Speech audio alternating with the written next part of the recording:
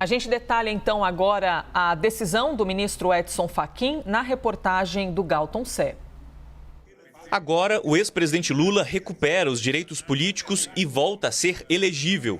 Ao decidir sobre o pedido de habeas corpus da defesa de Lula, de novembro do ano passado, Fachin declarou a incompetência da Justiça Federal do Paraná em 4 processos: do triplex de Guarujá, do sítio de Atibaia, da instalação do Instituto Lula e de doações da Odebrecht. Segundo o ministro, a 13ª Vara Federal de Curitiba, cujo titular na ocasião das condenações era o ex-ministro Sérgio Moro, não era o juiz natural dos casos.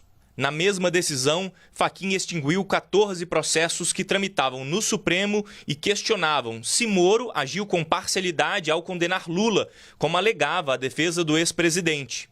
De acordo com o gabinete do ministro, o julgamento do plenário do Supremo Tribunal Federal já havia restringido o alcance da competência da 13ª Vara Federal de Curitiba. Aqueles praticados em detrimento da Petrobras são da competência da 13ª Vara Criminal Federal de Curitiba.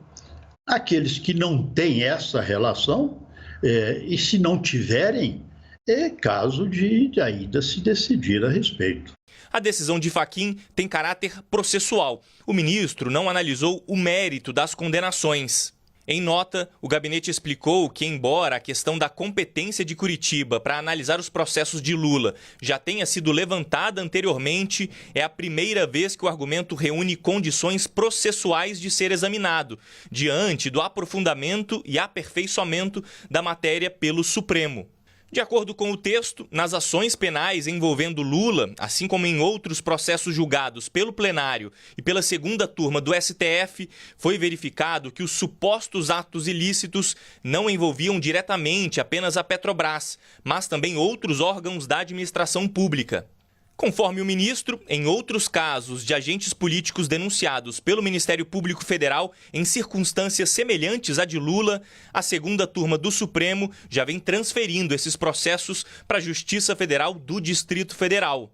Em 2017, o então juiz Sérgio Moro condenou Lula a 9 anos e 6 meses de prisão por corrupção passiva e lavagem de dinheiro no caso do triplex de Guarujá.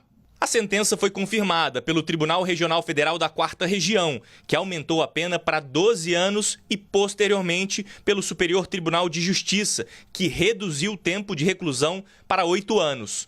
Lula, no entanto, nega que tenha sido beneficiado com o apartamento. O processo do sítio de Atibaia, por sua vez, foi o que rendeu a segunda condenação de Lula em ações judiciais da Lava Jato. Na denúncia do Ministério Público Federal, o ex-presidente também é acusado de crimes de corrupção passiva e lavagem de dinheiro. Segundo os procuradores, o imóvel passou por reformas custeadas por empresas que, em troca, teriam sido favorecidas em contratos com a Petrobras. Na primeira instância, ele foi condenado a quase 13 anos de prisão. Na segunda, a pena foi ampliada para mais de 17 anos pelos desembargadores do TRF4.